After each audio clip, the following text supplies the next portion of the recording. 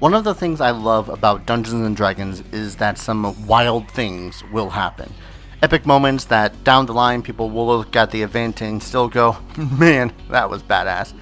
And it could just have been a massive series of lucky rolls and things that came together for that scene. That's the case of this story. It was kind of a Halloween special session because it was supposed to be horrific. Once again, I'm DMing with my friends from the 8-Legged Hugs video, Leaf, Iggy, Doolin, Rom, and Devela. Basic plot, in this farm town called Swindmore, which the entire party took to thinking they were going to get swindled, people have been disappearing ever since the arrival of a person, one Clarissa, the pig butcher. Spoilers, she was actually a green hag with pig abominations that were kidnapping, cutting up, and serving villagers to the other villagers. Lovely, I know.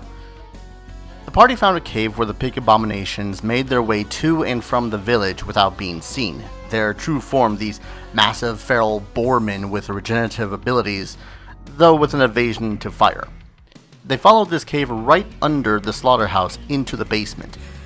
There they found a cage of 12 individuals waiting to be selected for the slaughter next, being fed in troughs. One of them was an NPC they were looking for at the time, a brutish man named Aaron Bruce. Despite his appearance, he genuinely cared for the people of the town, as it's where he was born and raised. As Doolin and Ram were working on getting the cage open and unchaining the villagers, Iggy cast a bless spell so that as Devela decided to peek up this ladder and through a trapdoor, she'd have less of a chance of being seen. And within the butcher's room was a sight that made her near flip her lid. 6 tables set up in a horseshoe pattern, 4 pigmen towering at large size with massive cleavers seeming to be shuffling about the place, and 2 of the tables had villagers on them, one dead and being chopped up for, quote, choice meats, and the other one having been skinned, though still alive, and very much in shock. Before she could spring into action, she collected her cool, slipped back down into the basement, shaken. Devela's player uses this mechanic that I'm totally stealing for my own, where she pretty much rolls a wisdom saving throw, failure meaning that she does something very rash and very not optimal. She managed to succeed the check, particularly thanks to the bless spell, allowing the party to prepare to move up. Aaron took the villagers back through the cave, and one by one the party snuck up the ladder and slipped under one of the rather large tables. That's right up until Iggy got up the ladder. That's not because he failed the stealth check, but he failed his saving throw, the mechanic that I totally stole from Devela's player. And while Doolin cast greater invisibility on Devela, Iggy stood up in plain sight of the pig abominations at the end of the horseshoe room and bellowed out, "Foul creatures, abominations from the abyss! In the name of Cantor the Crusader, I shall cast you back to the darkness from which you were bred," while rolling intimidation, which succeeded greatly, and that's about where the horror gore fest just turned into a massive gore fest.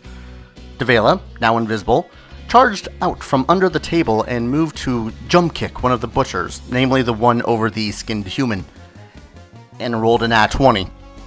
Now, I like playing with optional stuff when it comes to Dungeons and Dragons.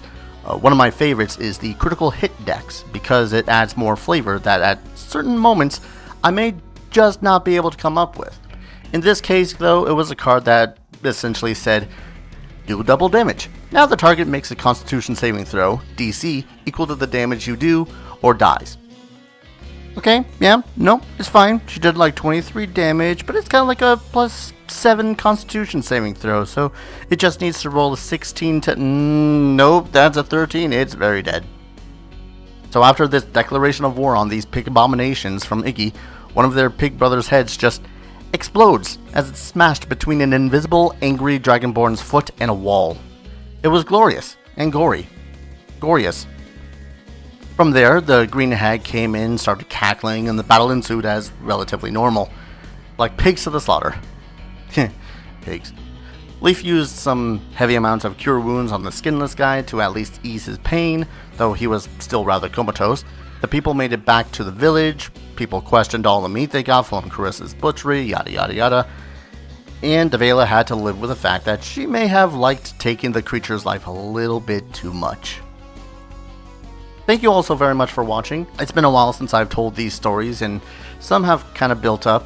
I'm just unsure which of these would be interesting to tell, while others, like this one, were just too good to resist telling. If you want to support the channel, remember to do all that usual YouTube stuff. I have both a Patreon and a Humble Bundle affiliate link in the description below. You could get some cool D&D games while you're there. Yeah. Thank you for watching, and I'll see you guys in the next adventure. Take care. Cheers.